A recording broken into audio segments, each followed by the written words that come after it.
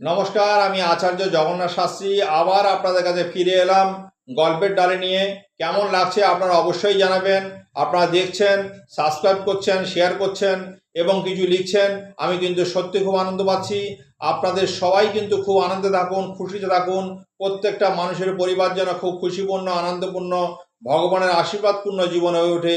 আপনাদের পরিবার যেন ফলে ফুলে ধনধান্য ঐশ্বর্য পরিপূর্ণ হয়, রোগমুক্ত বিপদমুক্ত জীবন পান।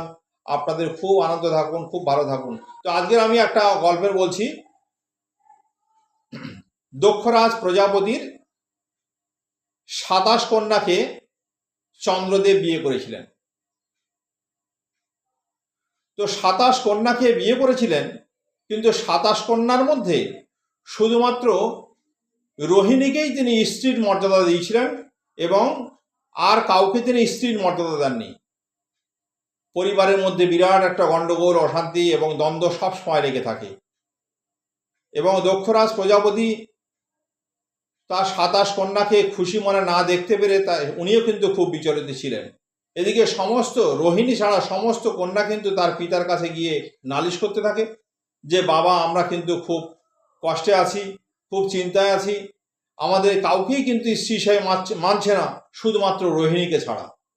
তা সবাই খুব চিন্তিত, খুব বিচলিত।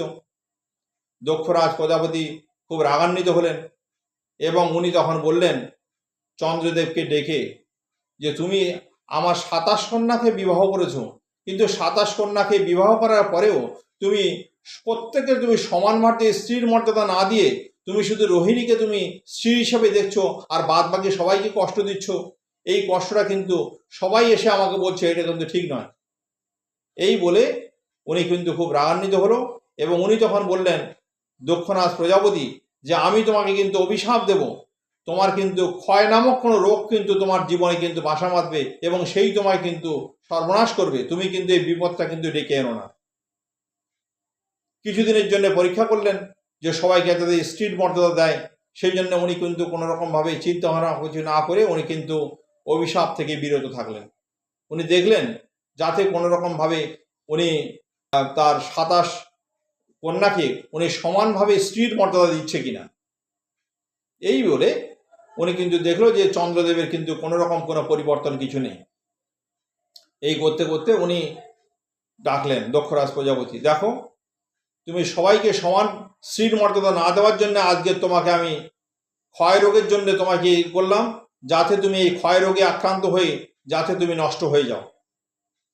চন্দ্রদেব আস্তে আস্তে এবং তার নাসিকাগ্রে সে কিন্তু ক্ষয় রোগ সৃষ্টি হলো এবং আস্তে আস্তে তার ক্রমান্বয়ে সর্বশরীর থেকে সমস্ত ক্ষয় রোগ শুরু হলো। আস্তে আস্তে চন্দ্রদেবের যে চন্দ্রের জ্যোতি, সে চন্দ্রের জ্যোতি আস্তে আস্তে ক্ষীণ হতে থাকে, নষ্ট হতে থাকে প্রকৃতির সমস্ত ভারসাম্য।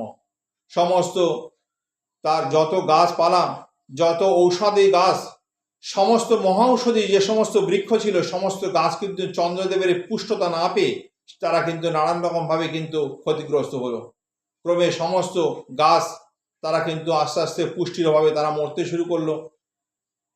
পৃথিবীতে সমস্ত যজ্ঞের যে সমস্ত প্রয়োজনে যে মহাঔষধি বৃক্ষ যেগুলো, সেগুলো কিন্তু আর যজ্ঞ অভাব হয়ে গেল, যজ্ঞ বন্ধ হয়ে গেল।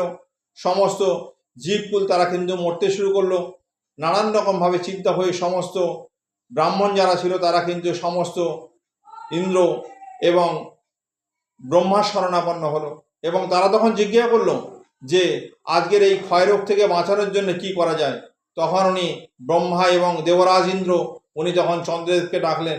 চন্দ্রদেবকে ডেকে উনি তখন বললেন, তুমি যাও, তুমি দক্ষরাজ প্রজাপতিকে তুমি গিয়ে বলো যে তোমার এই সমস্ত যে অশুভ শক্তি, এই অশুভ শক্তি এবং প্রত্যেকটা স্ত্রীকে স্ত্রীর সমান মর্যাদা যদি দেওয়ার কথা তুমি যদি স্বীকার করো, তাহলে কিন্তু তোমার এই সমস্ত বিপদ থেকে তুমি কিন্তু রক্ষা পাবে। তো সমস্ত গেল এবং চন্দ্রদেব গেলেন তার দক্ষরাজ প্রজাপতির কাছে এবং উনি বললেন সমস্ত জিনিসপত্র উনি সমানভাবে যাতে এই বিপদ থেকে উনি রক্ষা পায়। উনি তখন যাওয়ার পরে বলল, দেখো আমার এই অভিশাপ কিন্তু আমি ফিরিয়ে দিতে পারবো না, কিন্তু তোমাকে একটা কাজ করতে হবে। তুমি যদি সবাইকে যদি স্ত্রীর মর্যাদা দাও, তাহলে কিন্তু তুমি কিন্তু এই ক্ষয়রোধকে আমি রক্ষা করতে পারি। কি করে রক্ষা করব? যে এখানে একটা লোহিত সাগর আছে, সেই লোহিত সাগর থেকে তুমি যদি স্নান করো, তাহলে তুমি কিন্তু 1 মাসের মধ্যে 15 দিন কিন্তু তুমি সুন্দরভাবে তুমি জ্যোতি দান করতে পারবে। চন্দ্রের জ্যোতি সমানভাবে তুমি কিন্তু সবার মধ্যে ছড়াতে পারবে। আর 15 দিন কিন্তু তোমার ক্ষয়রোগ হবেই। তাই চন্দ্রদেব সেই থেকে কিন্তু 15 দিন কিন্তু পূর্ণিমা আকারে কিন্তু আমাদের সামনে পূর্ণ জ্যোতি নিয়ে আমাদের সামনে প্রকাশ ঘটে, সমানভাবে তার জ্যোতি আমরা পাই। আর 15 দিন কিন্তু আমরা ক্ষয়রোগে দেখতে পাই, চন্দ্রদেব কিন্তু ক্ষয়রোগে আক্রান্ত হয়ে থাকেন। তাই ভগবান এবং তার সমস্ত শুভ শক্তি দিয়ে আজকে যে সমস্ত জাগতিক যোগগুলো আমরা দেখতে পাই সেগুলো আমরা অবশ্যই জানতে পারলাম। আমরা অবশ্যই তার সে সমস্ত শুভ যোগগুলো আমাদের মধ্যে আবর্তিত হয় এই 15 দিন বলে আমরা চন্দ্রের শুভ ছায়ায় কিন্তু আমরা বেঁচে থাকি। আর যে অশুভ যোগগুলো আমাদের মধ্যে থাকে সেই অশুভ যোগ চন্দ্রের মধ্যে যখন থাকে তখন কিন্তু যে সমস্ত গাছকুল যারা থাকে তারা নানান রকমভাবে বিপদের মধ্যে থাকে। ভগবানের জাগতিক শক্তি আমাদের মধ্যে থাকুক, চন্দ্রদেবের শুভ প্রভাবে আমাদের জীবন যেন আরও জাগতিক হয়ে ওঠে, ঈশ্বরের আশীর্বাদে আমাদের জীবন যেন আরও পবিত্রময়, খুশিময়, সুন্দর হয়ে ওঠে। আমাদের প্রার্থনা যেন সুন্দর ভাবনা ঈশ্বরের চরণে পৌঁছে দিতে পারি। আমাদের সবার ভালো হোক, সবাই খুব ভালো থাকুন, খুব আনন্দে থাকুন। জয় মা আনন্দময়ী, জয় মা আনন্দময়ী।